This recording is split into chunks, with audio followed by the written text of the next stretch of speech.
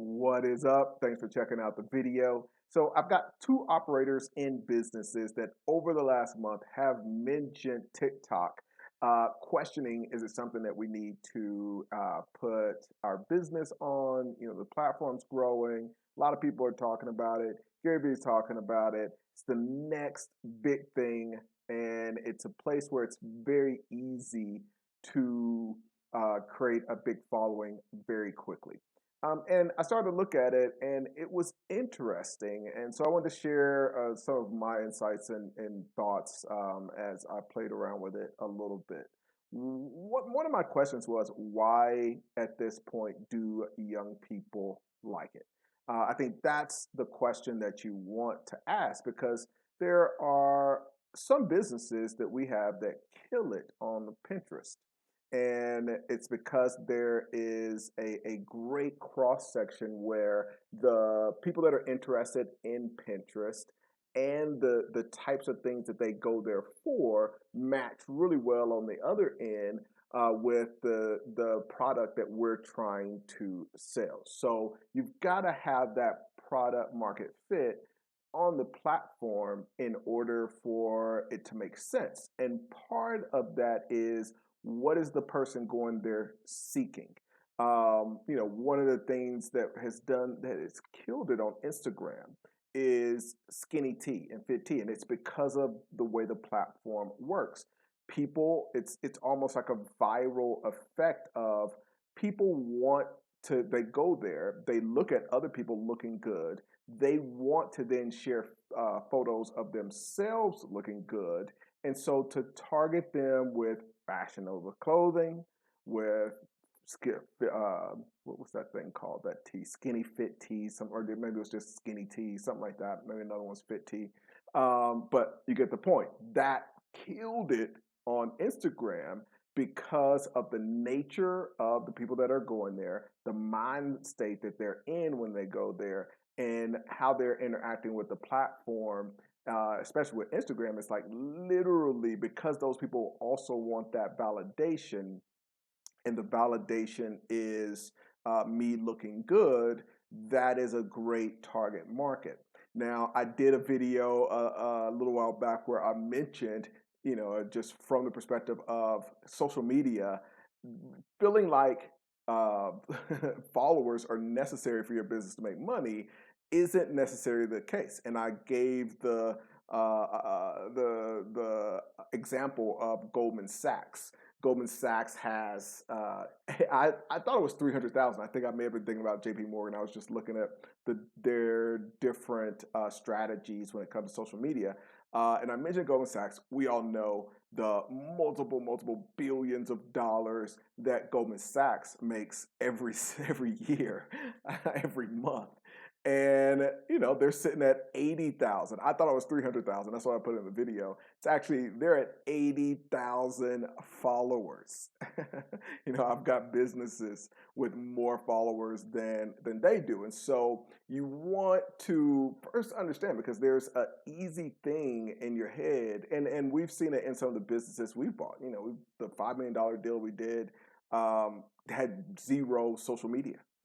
So you want to understand, just because there's this flashy thing of social media doesn't mean that you need to be there. And so let's talk about TikTok.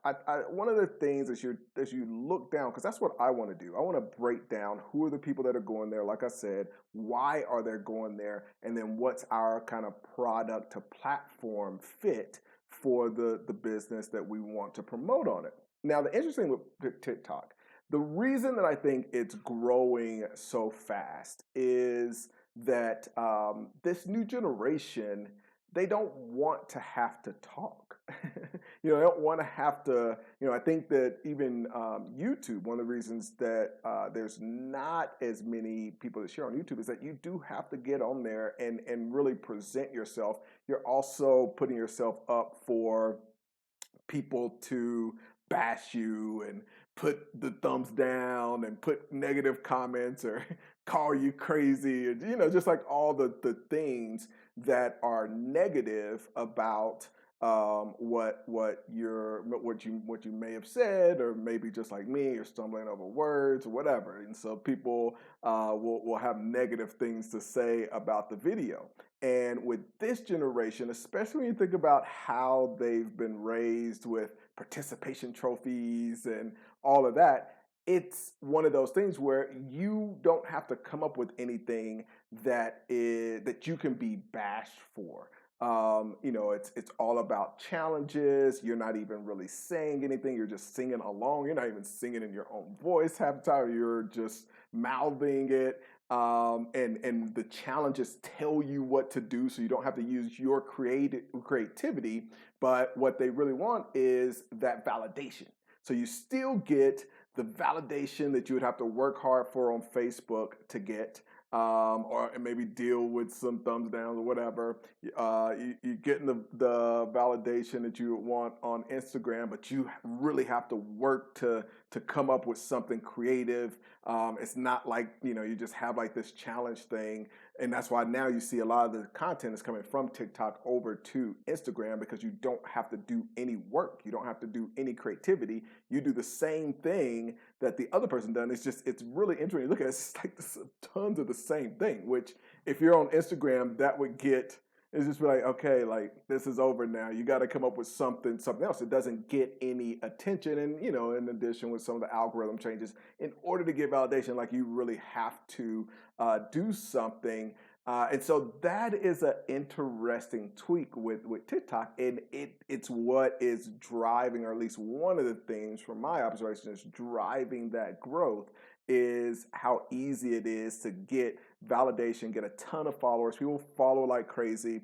You don't have to come up with any great ideas. You don't have to be unique. You just do the same thing that everybody else is doing. You don't have to use your own voice. You have to say your own words. There's nothing for people to attack. And, it's also interesting in this environment that we're in, when you put on top of that, it's dangerous for you to talk. It's dangerous for you to say something, and you slip and say something that somebody doesn't like, and now that becomes a backlash and you're outcasted. And so the young generation is very sensitive to this thing of the cancel culture, and just all of the things that are happening in the environment we're in.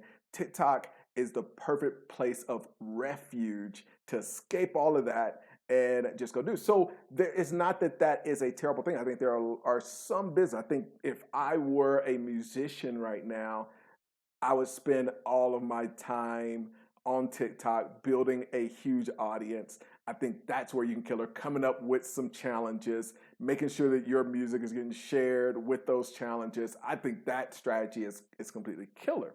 But for most people, you need to get a message across. You need to communicate.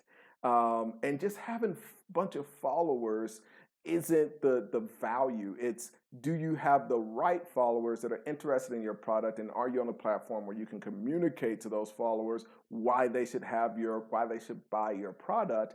And I just don't see that yet on TikTok. Things could change and it could become more valuable later. But as investors, private equity investors, we're not like venture capital investors. And this is a mentality shift that I think is important, that I'll do a video on later. But when you're thinking like a private equity investor, it's you want to think that way with your time as well. And with a venture capitalist, I think there are a lot of people that, number one, you got to understand, venture capitalists make money, but they're willing to take a lot of risks with their time. And I think we have a lot of people that are kind of preaching that right now, which is, hey, maybe this is going to be the next big thing. Put a bunch of time into it, get a bunch of followers, and maybe it's going to work out. And that's something that a venture capitalist is, from their mindset, that's what they do. So whether it's money or time, their goal is, we're going to put money in 100 of these things, and one of them will hopefully turn into Uber, and we know the other 99 won't. As private equity investors, we take a different perspective, and that perspective is, I don't have time to waste. I don't have time to put my money or my time into 100 things. Even if it doesn't turn into Uber, I'd rather have 3 or 4 things that really, really have a high likelihood of working, and I'm putting my time into those. And personally, I just don't think that TikTok is that. I think that maybe they turn things around, maybe it becomes something else. But even when you just look at history, like Meerkat was huge and it's gone. You know, Vine was huge and it's like just gone. Periscope was huge and it's gone. There are a lot more of those examples than Facebook. So you want and then YouTube. So you want to make sure that you're investing your time into things that really give, again, as this private equity investor, we have to put our time into the things that are going to give us a very high likelihood of return. I know the entrepreneurs that have been putting their time into long shots for 10 years, long shot after long shot, and they end up at the end of those 10 years and have nothing to show for it. That's not what I want for you guys. So I want you to pay attention to what is the opportunity that is gonna definitely give me a return, not just, hey, let's go and do this new thing and get a bunch of followers and it goes out of business like Vine and all the endless examples that we've seen come before that. People literally had careers. I was happened to be listening to an interview the other day where a guy was super famous on Vine, was making money, quit his job, was like, hey, I'm out of here. I'm making bank on Vine. And then Vine goes out of business. So it's a difference in mentality. Hopefully that was just some insight into a different perspective that I don't think you hear on this TikTok phenomenon. Like the video, subscribe, comment, tell me your thoughts. Is anybody killing it on TikTok? I'm always open to other opinions and thoughts as well. But thanks so much for checking out the video and appreciate y'all's support.